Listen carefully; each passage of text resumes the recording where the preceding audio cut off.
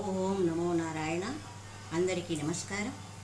ఈనాటి ఏకాదశి దశమి శుభ సందర్భాన వంటకం బెండకాయ వేపుడు ముద్దగా చేసి దానికి చపాతీ కలుపుకొని తినడం ఉపాహారం. పొద్దున ఇంకా ఉపవాసం ఉండాలి కదా, నీరసం లేకుండా ఉండడానికి ఇవి ప్రయత్నిస్తున్నాం. బెండకాయ వేపుడు తయారు చేసే విధానము: జిగురు లేకుండా బెండకాయను చక్కగా నీటిలో కడిగి ముక్కలుగా కత్తిరించుకొని కొద్దిగా వేడి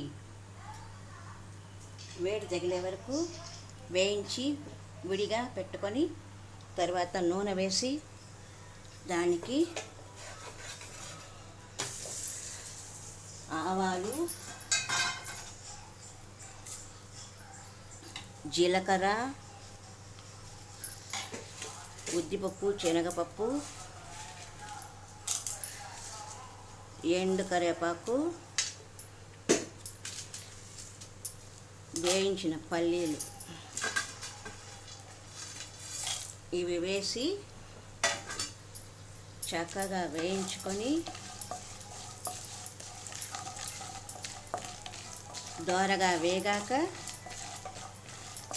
వీటిలో ఈ బెండకాయ ముక్కలను వేసి బాగా వేపుకోవాలి. తగినంత ఉప్పు, కొద్దిగా పసుపు పొడి, మిరప్పొడి, ధనియాల పొడి, అవసరమైతే ఇంగువ చేర్చుకొని కొద్దిగా బాగా వేగాక వీటిలో నీళ్లు కలుపుకొని దింపుకోవాలి.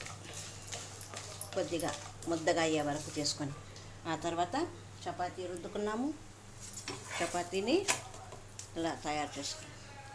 ఇది ఈనాటి ఏకాదశి ఉపవాసానికి తగినట్టుగా తయారు చేసుకున్న అల్పాహారం.